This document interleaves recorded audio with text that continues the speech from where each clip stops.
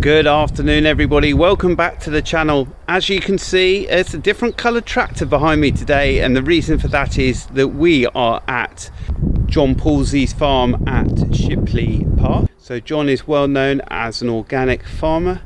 It does a lot of biochropping, has some interesting machinery innovation as well. He runs the system Chameleon. So without further ado, on to John, tell you more about the system. So why has mechanical weeding made John switch to wider row spacing?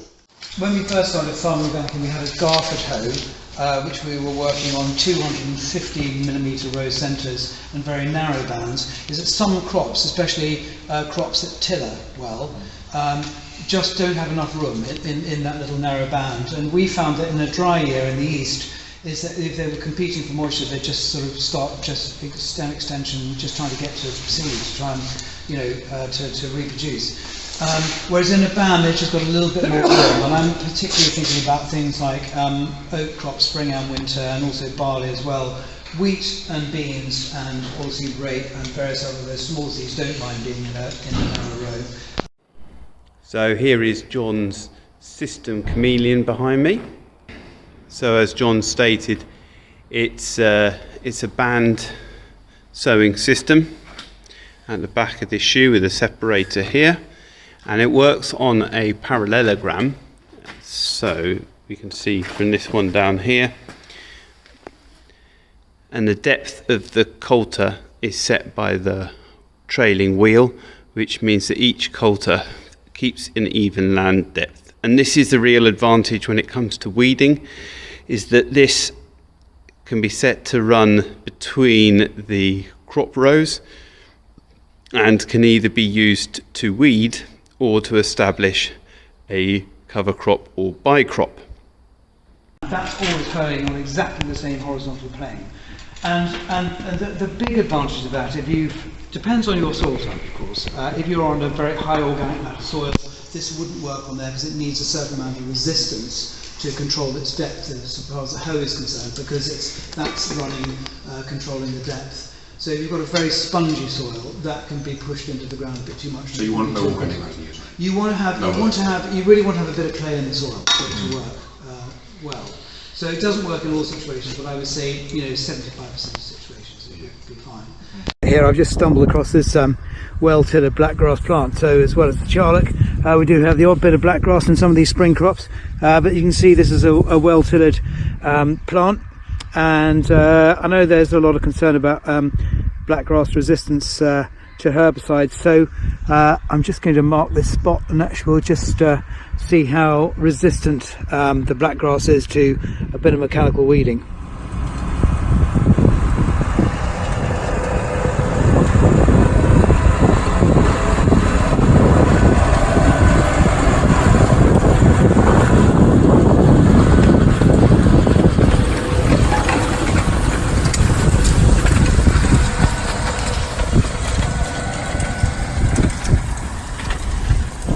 Try to keep an eye on that blackgrass plant while the here we go. There you go. You can see it's completely taken out, which is why we really like this machine. Every single coulter or hoe is mounted on its own individual carrier, which means that the hoeing depth is incredibly accurate.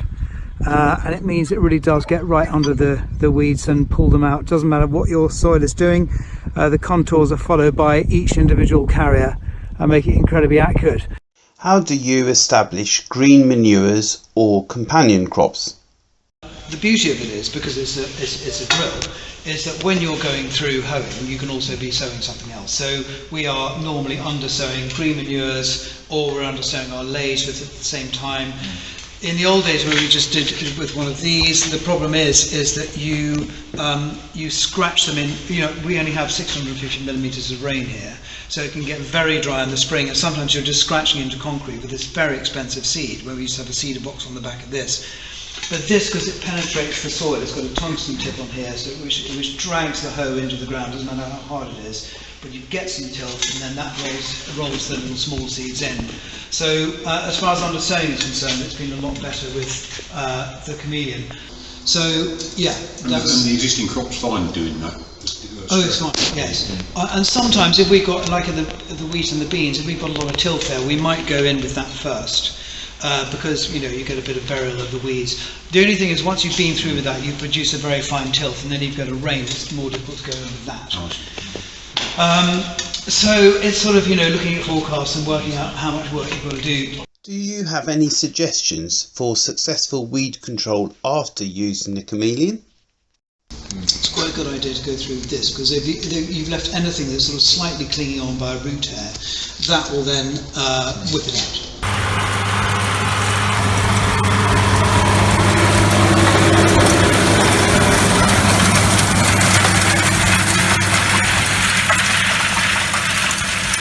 So this is John's Einbock weeder, harrowcomb weeder, and as you can see, it's got the kinked tine, but as you can see, it's supported by a chain, as per his comments regarding it's difficult to adjust on the run. Those viewers paying sharp attention will have noticed John pointing to a blue Trefler precision weeder rather than the red Einbock harrowcomb weeder. John later explained the advantage of the Trefler was the tungsten tips to the harrows and the ability to hydraulically adjust the spring-loaded harrow pressure on the move. All this talk of weeding has got me thinking. We experimented with using our stubble rake to create a tilth to cover the coulter slots left in our high clay soils post drilling. The idea being to help cover the seed and protect against soil cracking. We have also used the stubble rake to experiment with weed control. Could a harrowcomb weeder provide a better post-drilling opportunity to generate seed-covering tilth, whilst we wait for the friability to improve in our degraded arable soils? Here is the camera mount. Obviously it normally runs with a camera control to ensure row recognition, to ensure that it can weed between the rows.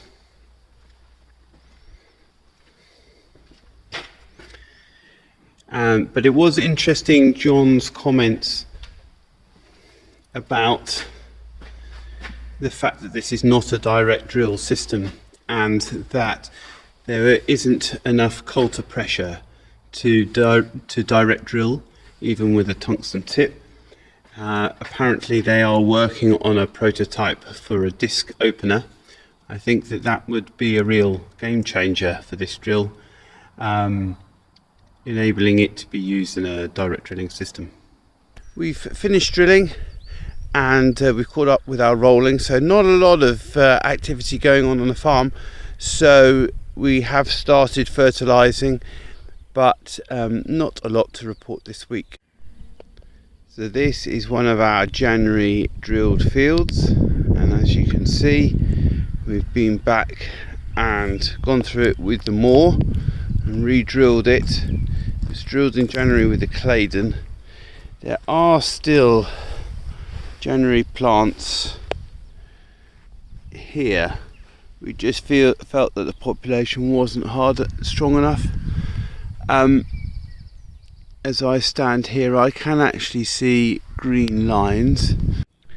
So this field was planted on the 18th of March, and as you can see, the rows are visible now.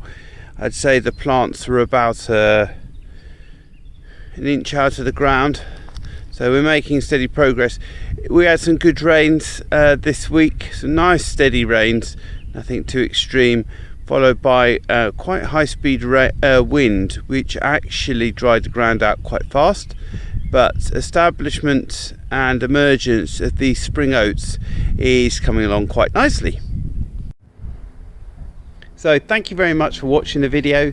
Please remember, if you like it, give us a thumbs up.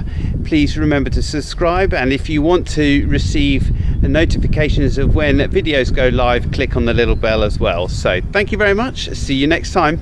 Bye.